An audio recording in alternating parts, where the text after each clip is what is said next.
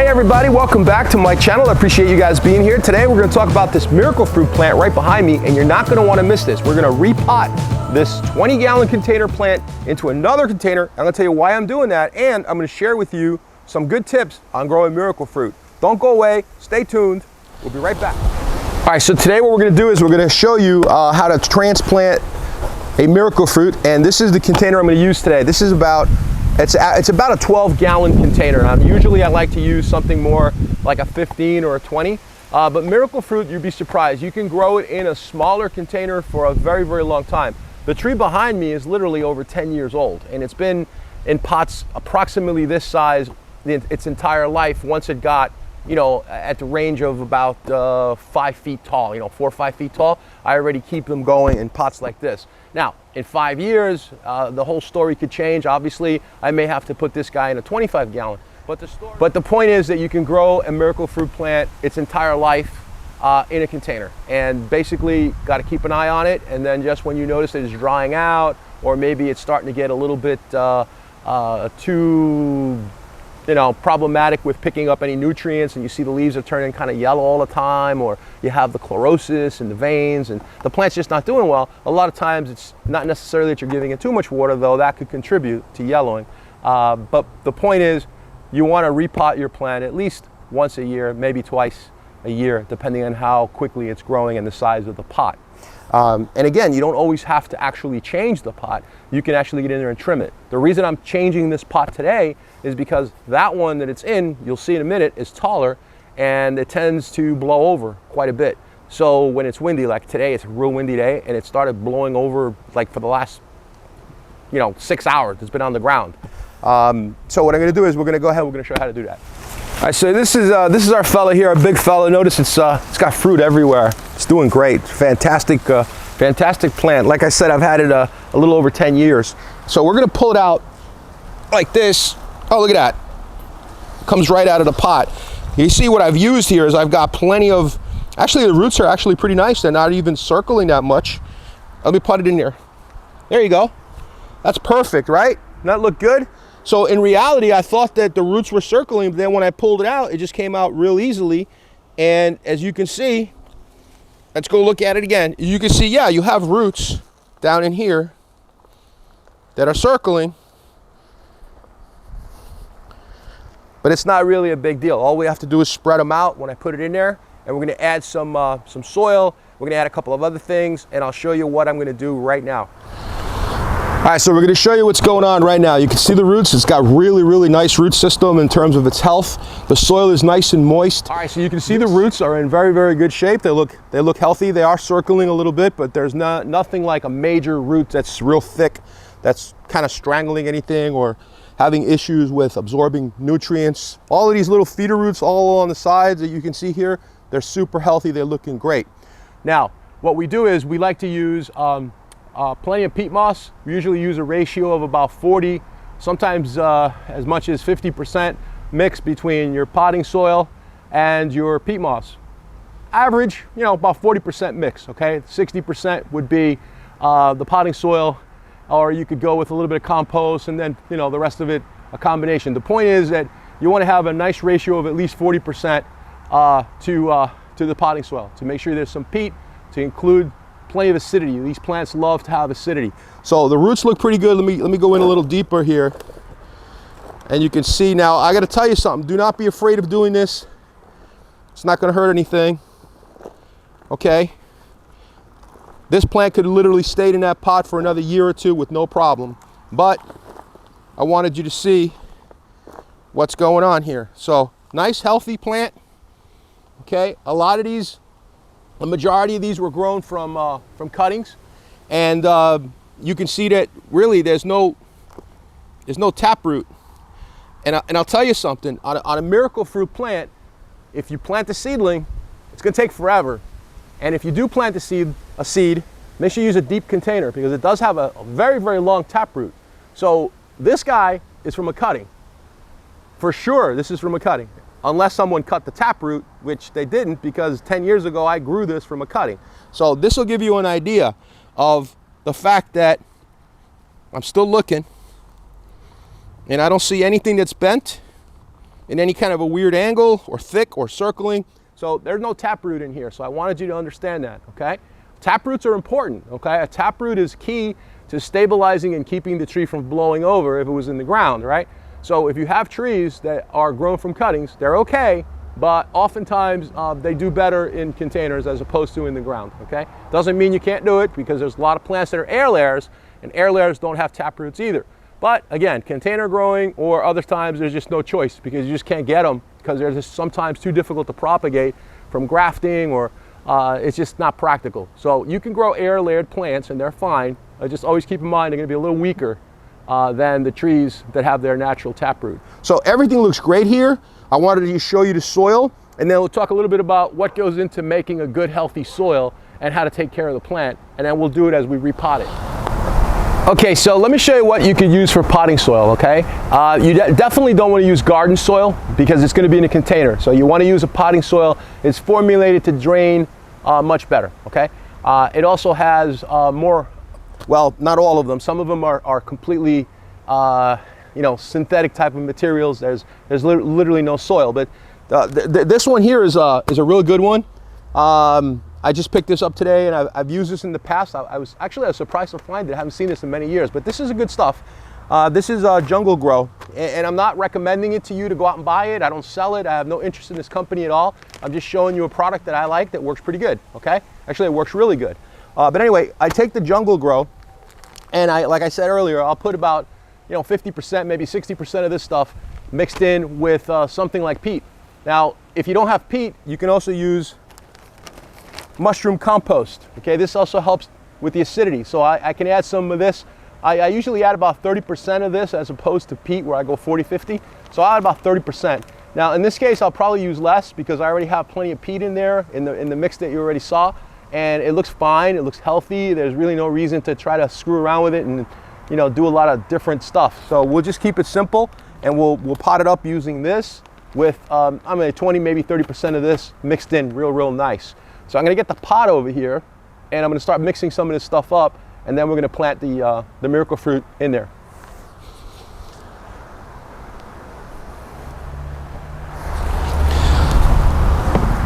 Okay, so what we've done is we've taken, this container is a 7-gallon container, and again, remember this is just a little less than 12. So I'm probably not going to need to use all this soil in here, but in order to get that ratio, in this case 30% of the mushroom compost to the rest of the soil that I'm going to use, which is the potting soil, the easy way to do it is separate it with pots, right? So let's say you have you're going to do a mix and you're going to use a 30% ratio, so 3 parts of the mushroom compost to how many parts of the other, and that's basically all you have to do. So 3 parts to the total volume. So if it's a 7-gallon container, you're going to use the 7-gallon containers. You're going to put in 3, say 1 gallon, take a little 1-gallon measurement, put in 3 of those, and then fill up the rest of the 7-gallon with the scoops of the potting soil. So it's pretty simple. So we're going to mix that up, and that's already poured a little bit of it in here. It's already mixed up in here. We're going to take the tree. We're going to place it in there and see how it looks. Make sure it's not up too high because I added a little bit of the mix to the bottom. So let's go ahead and let's pick it up. There's no need to spread the roots. You can see the roots are all spread around nicely. We'll put it in there. Okay, and it's just about perfect. We're just going to go in the back here. Just kind of put those roots in there like this. Now, a lot of times you'll hear me talk about mycorrhizal fungi, and there sometimes is mycorrhizal in here, sometimes there isn't. Most of the time I use it when I have rainwater, because if you use your chlorinated water, you basically, you're gonna basically not let it work right, because the chlorine is gonna interfere with the mycorrhiza. So if I had rainwater, I'd grab some mycorrhiza, which I do have, and I'd put a little bit around the roots, which helps them to actually have a really good relationship with the soil and the organisms and all of the life that's in the soil, okay? Assuming that you're doing things organically. The minute you start putting a lot of heavy-duty synthetic fertilizer, you defeat the whole purpose. There have been studies that indicate that if you're using time-release fertilizers and you do keep the soil healthy, the synthetic stuff, as long as it's time-release and it's not extremely harsh all at once, the plants can do fine, okay? I've read about that. And I do use a little bit of synthetic, but when I do use it, I use a time release type of a fertilizer for that reason. All right, now, so what we're gonna do is we're gonna go ahead and we're just gonna, the easiest way to do this is just to dump it in there like this, because we're really just trying to get it all around the edges. And you can water this in later, it's okay, just push down like this. A lot of times you guys will see me do, and you gals will see me do videos, and I'll have the hose out. But you can do it in a container like this. You just do that, okay? All right, so that's pretty good there. Make sure that when you do this, you don't go too high above the original grade of where the trunk of the tree is. It's not really gonna hurt anything in this case because this is not grafted, so you're not gonna damage anything of the grafted union, which would be a problem. If this was a grafted tree, there'd be a union right here, and if you covered that up, chances are you could cause some rot, or you may kill the scion, which is the part that's grafted, and then the original rootstock will grow back, and you may not have something you're happy with because it just won't be as good as the one you had originally. Now in this case, we don't have to worry about that because this is a tree that was grown from a cutting, okay? So a cutting gives you the exact same variety. A clone is what it's called. An air layer is the exact same variety, and grafting is the exact same variety. So there you have it. The only thing left to do here is to take the garden hose and kind of water this as you go along to make sure you don't have any air pockets. So if you do this, when you do it, you go ahead and you get your water hose and you go in and you just start putting some water in here as you backfill. Okay, as you backfill with the hose, and then this thing will have no air pockets. But this guy's looking really, really good. I'm gonna do one more thing that I didn't mention. There's plenty of holes on the bottom, but I'm gonna get my drill and I'm gonna drill through here later. So I have some more holes here so that it drains really, really well. Even though miracle fruit plants have no problem with being nice and moist, you still don't want to have them where they're constantly waterlogged. It's just not healthy. So this has got mushroom compost, 30% ratio approximately. It still has plenty of peat from its original soil that's in there. You see the root ball didn't fall apart completely. Some of the soil did come off. You saw the roots, but this is a good looking tree.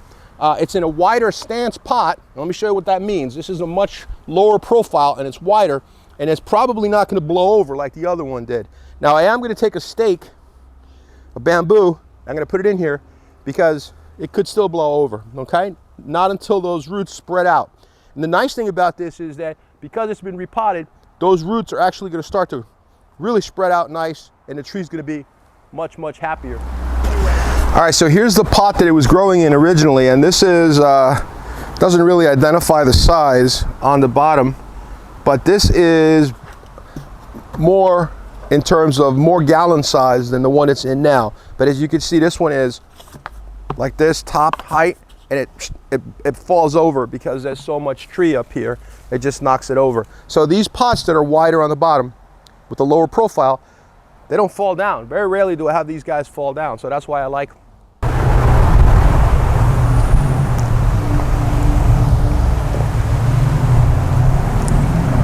Okay, now I said I was going to give you some tips on growing the miracle fruit plant, and the first tip that I want to give you is this one. If you're growing these in full sun, probably not the best way, because like I said earlier, you're going to use a lot of water, you're going to need a lot more nutrition, and they're going to really have a rough time out there.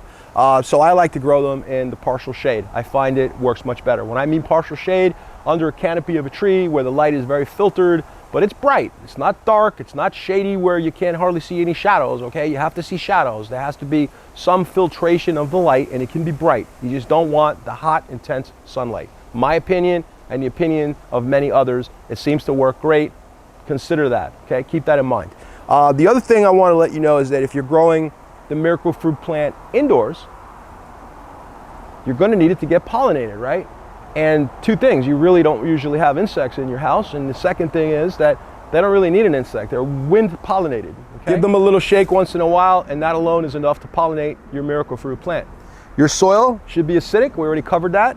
Very important. Use an organic fertilizer. It's okay to use a synthetic if you are okay with that yourself, because a synthetic fertilizer is time release. It doesn't burn the plant, and it doesn't affect the soil biology like the organisms that are in the soil as badly as if you were to use something that's water soluble, you know, like a 20-20-20 Peters or something like that. You know, it's just way too much, too quick, and you can burn up your plant.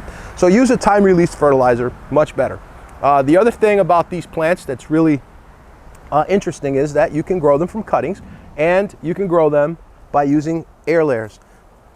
The air layers are great because you're actually making a nice sized plant in about 3 months. This one started on December 29th. It's February 7th. So I'm going to give it about another month before I even remove this to take a look at the root formation inside. So that's another thing you can do. Now, oftentimes people will say, hey, I'm getting weird colors, my leaves are changing. And yeah, these leaves are just old leaves. Okay, this is really nothing to be worried about. We are in winter in Florida. Yeah, winter in Florida. There is such a thing, believe me. We had, I think we had 38 degrees a couple days ago. And, you know, guess what? They can take it. They can take it. It's not a big deal. I've had these outdoors 35, 34, and they suffer, but they're not going to die. Okay, now if it's a strong freeze, now you got a problem. Okay, these guys have always been outdoors. They used to worry me when I first got them. You know, 12 years ago, I started in these miracle fruit plants, and I was afraid because people told me, oh, the cold weather, you got to bring them indoors. Well, for a few years I did, then one year I forgot, and it was the worst winter ever, and none of them died. So I don't get freaked out like I used to. That's not to say that you shouldn't be cautious. Okay, do what you feel you have to do. If it gets very cold, it's probably a good idea to bring them inside. Me, I've left them outside, they didn't die. All right. With these leaves, there's many things that happen, okay? Sometimes you'll get chlorotic leaves because basically your soil pH is too high and they can't take in the proper minerals. One of the key ones is an issue with iron, and that's typical of a lot of the acid-loving plants. If the soil pH is not low enough, then you cannot absorb iron, and you'll notice that in the leaves with something called chlorosis, okay? I don't have one here to show you, or I could demonstrate what the leaf would look like. The berries, as everybody knows, are amazing because these berries are used to turn sour things sweet. But you already knew that. I'm sure that's why you're watching this video. Anyway, I hope I gave you a little bit of information that could help you to decide how to grow the miracle fruit plant, how to transplant the miracle fruit plant, understand about its culture, understand about the temperature, the weather, the water. The water is really important because you want to make sure you keep them moist. You don't want them to dry out on you, okay? Once they dry out, it's really, really hard to get them to come back to life. So don't abuse them. Keep the soil moist. Don't overwater either. Even though they can take a lot of water, just don't overwater. If you're using a really, really good potting soil, you'll be in great shape because it's hard to overwater if you're using really good potting soil, but it can happen, okay? Sometimes people don't have any drainage holes in the bottom of their containers. That's crazy. No drainage holes, and then you're using all this water, you're gonna kill it. So usually what happens is you'll start noticing dieback from the tips, and you'll see a lot of yellowing. I mean, horrible yellowing, and then they all start dropping leaves, and the thing looks like it's done and it's gonna be done. So again, thank you for stopping by the channel. I hope you enjoyed the video. Please give us a thumbs up. Consider subscribing to the channel, and we're doing the best we can to bring you as many videos as we can, as quickly as we can. All right, have a great one.